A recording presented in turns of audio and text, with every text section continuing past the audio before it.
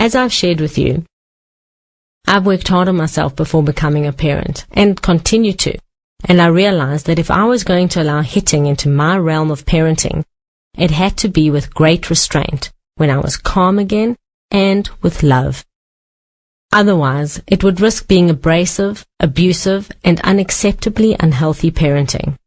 Remember, my thinking is I'm grooming a child to go out into the world and face all the celebrations and challenges the world has to offer. He's not a wild Mustang. If I break his spirit, I risk inhibiting him from achieving the better road in life for himself, because he'll make weak choices and choose easy paths that seem less challenging, which are not always most serving in the long journey, are they? So when I realized I needed to give him a stronger framework to bounce against, I also realized it had to be one he would be grateful for one day. Now, there's no question. That takes huge restraint in the moment. Of course it does. But the rewards are so profound, they're worth every bit of my strength, and they'll be worth every bit of yours, too. So when my son's behavior was next inappropriate, beyond reasoning and normal disciplining strategies, I had given him an instruction to stop doing something naughty in the dining room, and he defiantly repeated it regardless of my instructions. I thought, I'm going to smack him. I said, go to your room for timeout quickly before I smack you, and wait there for me. He caught such a fright, he zipped off to his room, and I closed my eyes and breathed a lot. After about 5 or so minutes, much breathing and positive self-encouragement, I went to his room, armed with my new tactic to protect him with, but more importantly, I was calm and feeling loving and resolute. I know I talk about hitting children as protecting them, and that may confuse some people, but I think if you go with my reasoning, you may agree that it does make a lot of sense. Where were we? Right, going to his room. I sat down on his bed, and I told him that his behavior was completely unacceptable and could never happen again, and he said, it won't. And I said, wait, my boy, I'm not finished speaking. I explained to him that I was very sad that he had behaved that way, because he is such a special boy, and because I love him, I cannot let any part of him think he can behave that way again, or that behavior like that is okay and can go unpunished without consequences. I let him know I had decided I was going to smack his bum once so that his whole body could help him remember what would happen if he ever did that again. And then I was going to hold him, because I love him so much, and that's why, as hard as it is for me, I have to discipline the behavior in this way. He burst into tears, and I must say I was very teary myself. Crying and promising to never do it again, he turned over with my gentle but firm help, and I smacked him once with my hand, and then held him for a moment to help absorb the sting. Afterward, I checked for marks, and it nearly broke my heart completely when I first saw it. I thought, no, what have I done? There was a red hand mark where I had smacked him, and I could not believe I had marked my son. I checked it again about an hour later, and it had faded, leaving no mark behind, and I was so grateful it did. Teary and very grateful. I was adamant and remain adamant that marking our children is over the line. We sat there holding each other tightly and crying for a while, and then I told him how much I love him and what a precious boy he is, and that I know he can choose not to behave that way again. And he told me that he loved me and he wouldn't, and I carried him back to the dining room. We were very close for days after that, and I think it is because we entered a space of incredible vulnerability together and emerged better for it. It was my deliberate strategy to send him the message that if he chooses that behavior again, he will meet with the same consequence, and knowing that should establish a boundary around that specific behavior, whatever it may be then or in the future, to protect him from making a poor choice to act on the inclination again. Just because children sometimes behave inappropriately does not make them evil, and just because we are bigger does not give us the right to be cruel or condemning in the moment.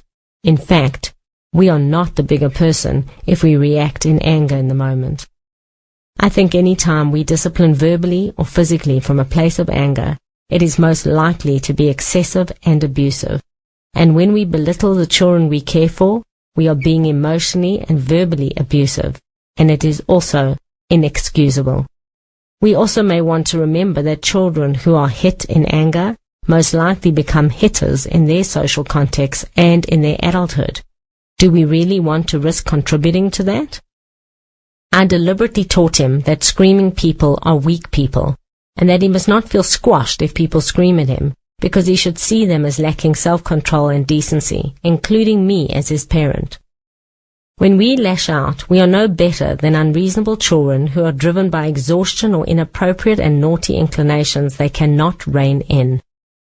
Children remember the nastiness of their childhood, and it increases the shame they feel about not being enough and not being worthy of being loved enough, and that impacts significantly on their self-image and the choices they make about how they will behave, build relationships, you name it. I am very aware of that, so if I speak too harshly to him, I will apologize and ask him to forgive me, and that does not swing the balance of power in our relationship. Not at all. I feel it shows my humanity, and I believe he can trust me to be fair then and acting in his best interests. And he knows he also has a voice and does not have to be crushed by the unprocessed rage of others. When I catch myself beginning to behave badly, I have been known to put myself in timeout. I've mentioned this. In fact, when my son was about 3.5, he marched me to my room for timeout because I told him I was very cross and going to behave badly and I needed timeout to calm down. It was so funny, actually. He put me in my room and said, "Timeout, Mommy. See you soon," and walked away to continue playing until I returned. I was far better for the short break, I will confess, but what I was most excited about was that he got it. The message that sometimes we need to take time out as big people too, to pull ourselves towards our better selves and begin again. I love that. I think it will serve him well. I have also overheard him chatting with his friends when he was 8 years young about disciplining and getting smacked, and he was aghast that some of them get smacked often. I was so proud when I heard him say that he has only been smacked about 3 times and that he learned what not to do so he could protect himself from those smacks again. The dance of my joy was high on my to-do list right then. I was blown away that my heartfelt strategy had hit home. Exactly as I hoped it would, and I deeply believe he is better for having been disciplined in that loving way, where it was required. Some light stuff now. I realized I can never affirm enough. Genuine, relevant praise can never come out enough. I learned that no one, particularly children, becomes inspired to improve themselves because they are harshly criticized, but almost every character who has striven to achieve greater things in their behavior and their lives has done so because someone they loved or respected poured affirming belief into them and trusted them to aspire to it. Worth thinking about, right? Here's a great example. The kitchen. Some parents have huge issues with mess, so they keep their children out of the kitchen, and they invariably grow up unable to make themselves food, or anyone else either. I inquired of a wise friend, "What's your strategy to overcome this with your children?" And she said, "As far as the kitchen goes, let them in, let them try, let them mess, and encourage them and affirm them constantly. Then teach them how to clean up." And that strategy now has her young daughter helping with salads and food preparation when entertaining, with confidence and style. Since I have adopted that strategy, I have to say my son is loving making himself meals, simple meals, but he can eat. And he loves helping with chopping up for salads or arranging food on plates for serving. It's so fantastic to see him creatively exploring that side of himself. The bottom line is heartfelt love, genuine praise, firm success boundaries, trust them to follow through appropriately. Love, praise, firm boundaries, trust them. Love, praise, boundaries, trust. We can never give enough love and praise if those firm, lasting, reliable boundaries are in place.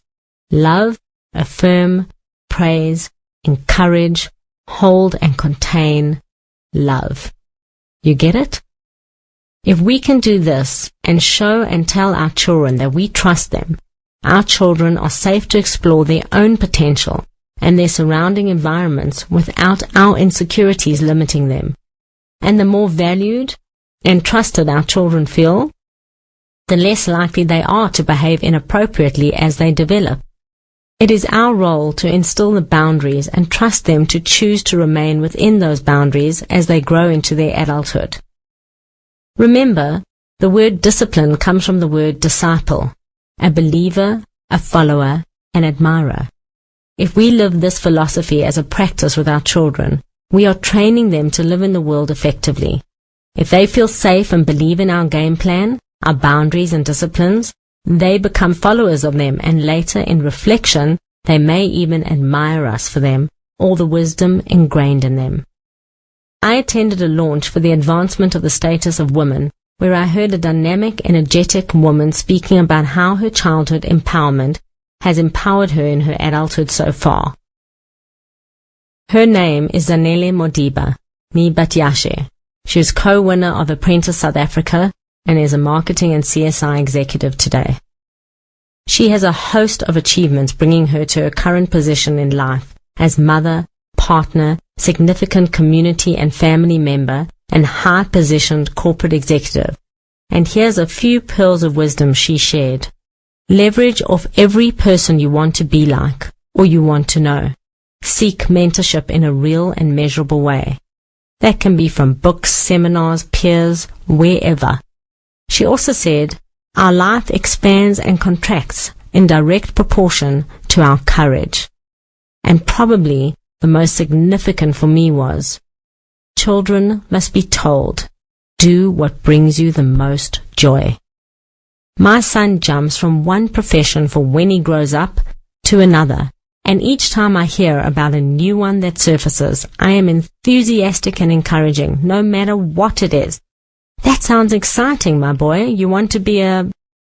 And then you'll go on to say why, and I'll say, if that's what you want to be and it makes you feel excited, as long as what you do feels good for you and is respectful of everyone around you, I will be proud of you and enthusiastic for what you'll be doing. So, my goodness, what a lengthy chat we've had. And of course there's so much more to chat about in this regard, isn't there? I sense a book in itself developing. The bottom line is that I really believe that getting discipline right is about doing your best to hold it together in the moment so you can make the best choices that will ultimately serve you and your children, not affect that precious relationship negatively. It's work in constant progress with lots and lots of begin again moments, and that is okay, as long as we resolve to begin again and don't lose our resolve to be better, more nurturing, loving and encouraging parents, right? I think so, and I really hope this chat has had value for you. What's your strategy? Can you plot it? Could you use any of this conversation to further develop your child-rearing strategy? How would you improve your strategy to best support your children in the long term? I encourage you to not only spend time thinking about it and brainstorming it with your partner, if you have one, but also to write it down, so that you have a map, a guideline that steers you in the right direction, a beacon towards which you can aim your disciplining strategy on the final frontier. Probably the greatest social service that can be rendered by anybody to their country and to mankind is to bring up a family, said George Bernard Shaw. I believe he's right, and I also believe if we work on developing ourselves and our disciplining strategies just a little more every day, we can redefine how we contribute to growing our children into adults they can be proud to be. And like any development, it takes time and patience with yourself and your children, and lots of beginning again. So shall we?